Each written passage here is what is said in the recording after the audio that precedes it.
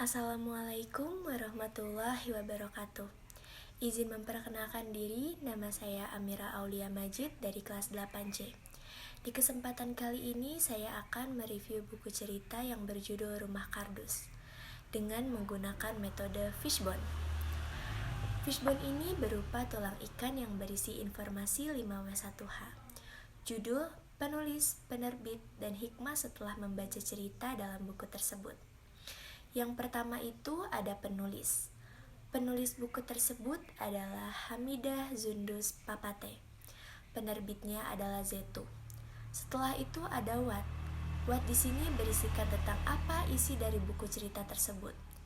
Buku tersebut menceritakan tentang kisah persahabatan. Selanjutnya di sini ada When. When ini berisikan kapan peristiwa tersebut bisa terjadi, yaitu pada saat remaja. Lalu ada Where.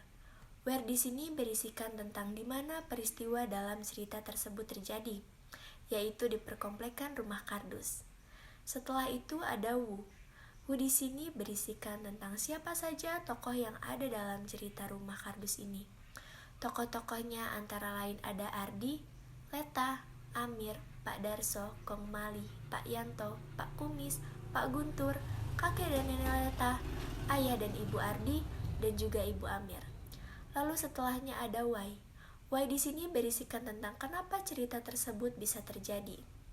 Karena Ardi, Leta, dan Amir memiliki hubungan persahabatan yang sangat erat, meskipun kehidupan Leta dengan Ardi dan Amir berbeda jauh, namun mereka tetap bersahabat dengan baik.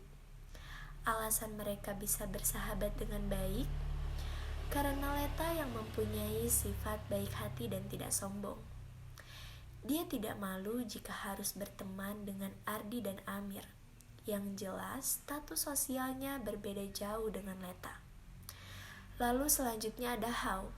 How di sini berisikan tentang bagaimana peristiwa dalam cerita tersebut bisa terjadi. Yaitu pada saat pentas seni di sekolah, Leta harus berjuang dengan penyakit di tubuhnya. Leta pasien yang menderita kebocoran jantung sejak bayi. Leta berusaha untuk kuat karena Leta ingin membawa kedua sahabatnya agar bisa melihat langsung sekolahnya. Leta tak pedulikan sakit yang dideritanya, karena Leta ingin menunjukkan kepada semua orang yang merasa dunia ini miliknya, bahwa masih banyak anak-anak yang butuh uluran tangan para orang kaya itu untuk mewujudkan impian mereka. Dan yang terakhir ada hikmah. Hikmah di sini berisikan tentang pelajaran positif yang dapat diambil dari buku cerita tersebut. Hikmah dari buku cerita Rumah Kardus yaitu sahabat sejati itu tak kenal batasan. Persahabatan tak membedakan status sosial, saling berpegang tangan bukan saling menyikut. Raihlah mimpi, kebersamaan, dan ketulusan untuk sebuah persahabatan sejati, bukan karena uang pun kekuasaan.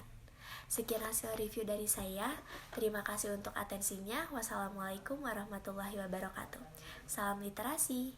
Dan juga untuk buku ceritanya, ini dia buku ceritanya. Terima kasih.